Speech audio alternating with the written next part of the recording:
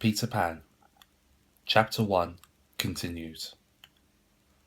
Mrs. Darling first heard of Peter when she was tidying up her children's minds. It is the nightly custom of every good mother, after her children are asleep, to rummage in their minds and put things straight for next morning, repacking into their proper places the many articles that have wandered during the day. If you could keep awake, but of course you can't, you would see your own mother doing this, and you would find it very interesting to watch her. It is quite like tidying up drawers. You would see her on her knees, I expect, lingering humorously over some of your contents, wondering where on earth you picked this thing up, making discoveries sweet and not so sweet, pressing this to her cheek as if it were as nice as a kitten, and hurriedly stowing that out of sight. When you wake in the morning, the naughtiness and evil passions with which you went to bed have been folded up small and placed at the bottom of your mind, and on the top, beautifully aired, are spread out your prettier thoughts, ready for you to put on. I don't know whether you have ever seen a map of a person's mind.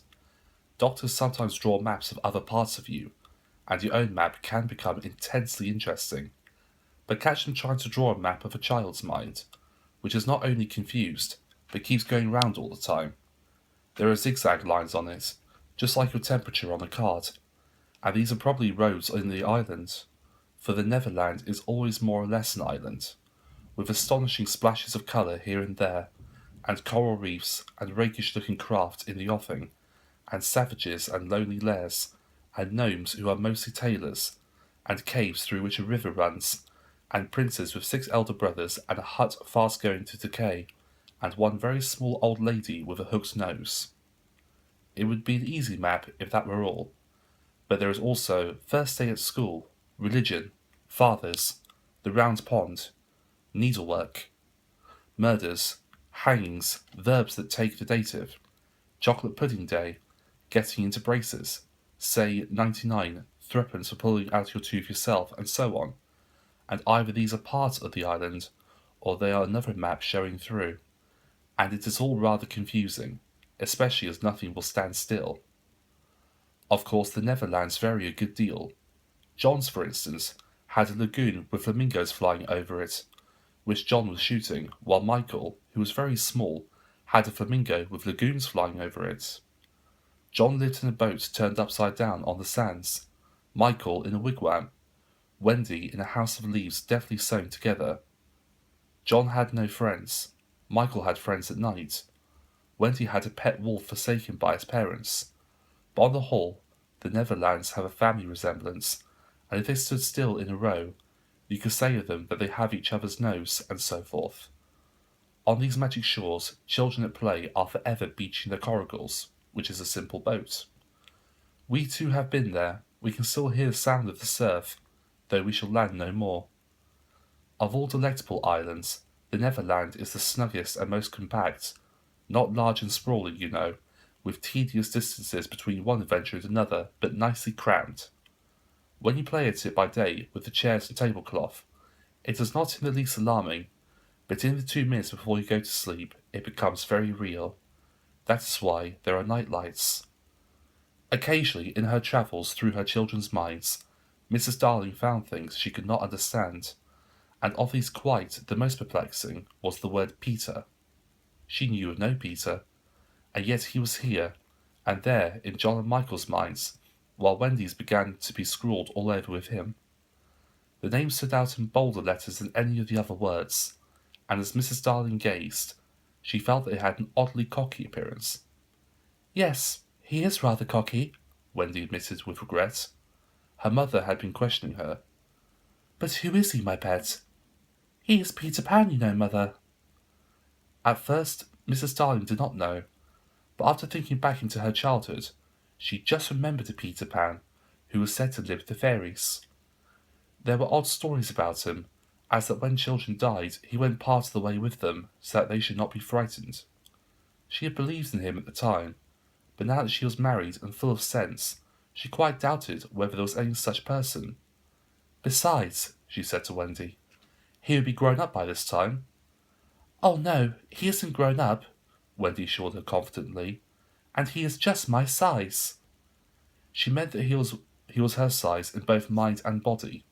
She didn't know how she knew, she just knew it. Mrs. Darling consulted Mr. Darling, but he smiled pooh-pooh.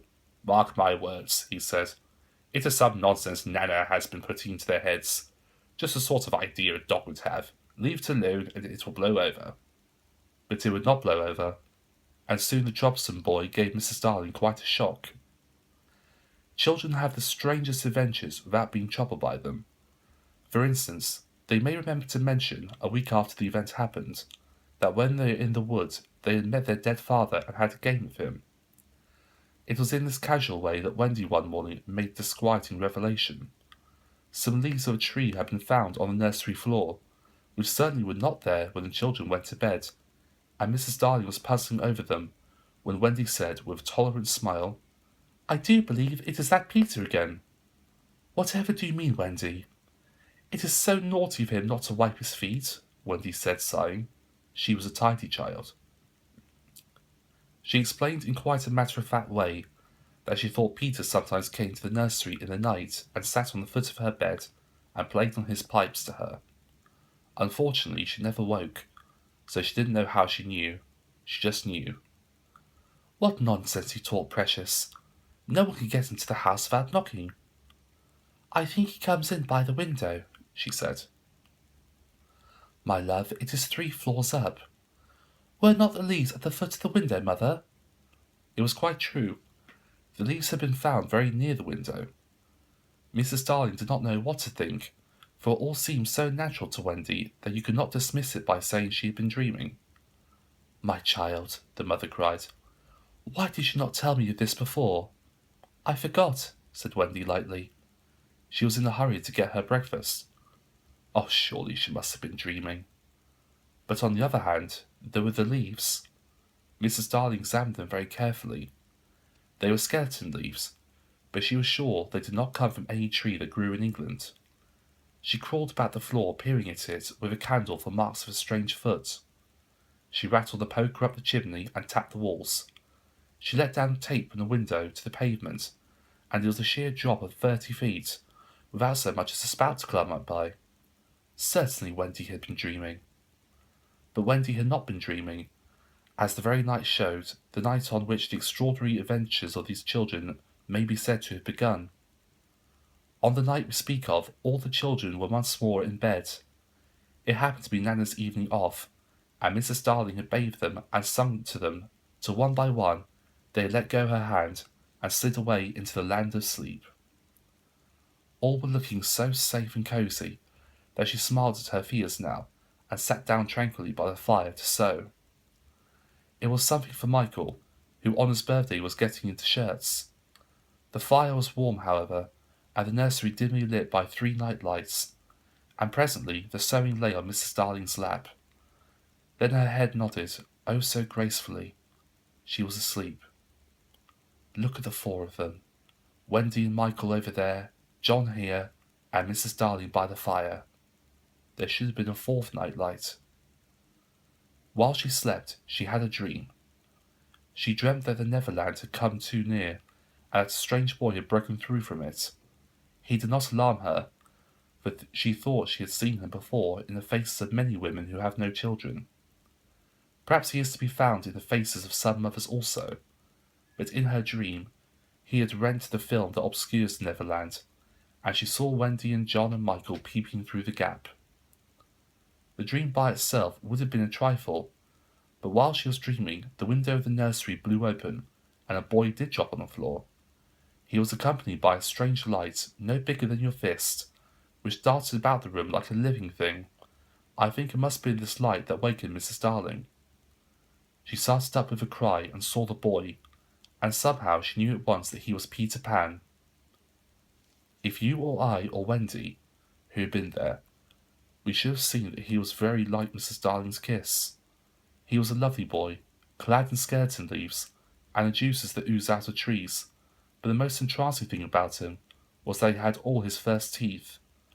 When he saw she was a grown-up, he gnashed little pearls at her. End of chapter 1.